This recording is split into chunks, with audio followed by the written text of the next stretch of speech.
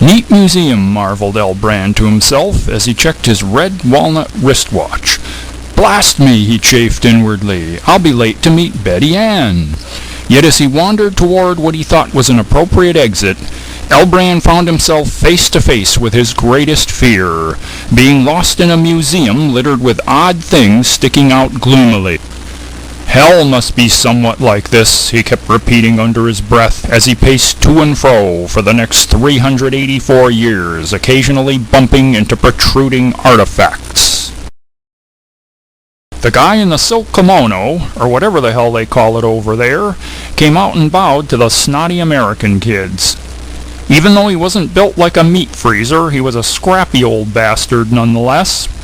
He hated teaching the little runts Tai Chi for peanuts, when he really just wanted to kick their punk western asses. Krutu, even though he is barely a civilian, knows his place among the higher-ups in the bike rental business out near Tacoma.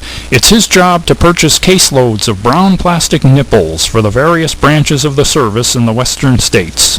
The synthetic squash blossoms are then used as a joke on the raw recruits who are away from their mommies for the first time. Wee, wee.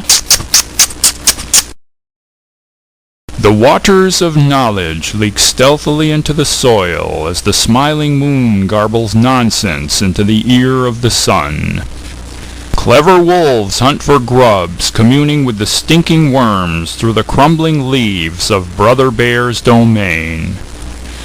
If this crap passes for wisdom, then I'll be the trunk rot on the tree. I travel in a pack with 13 fools. Last June we went to Mexico City.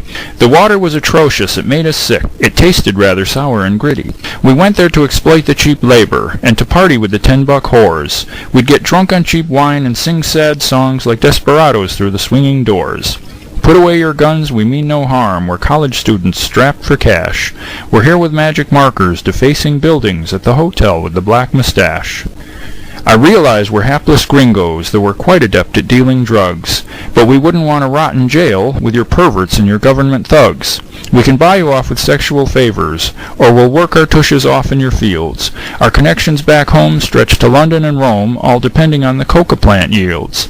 Put away your guns, we mean no harm. We're college students strapped for cash. We're here with magic markers, defacing buildings at the hotel with the black mustache.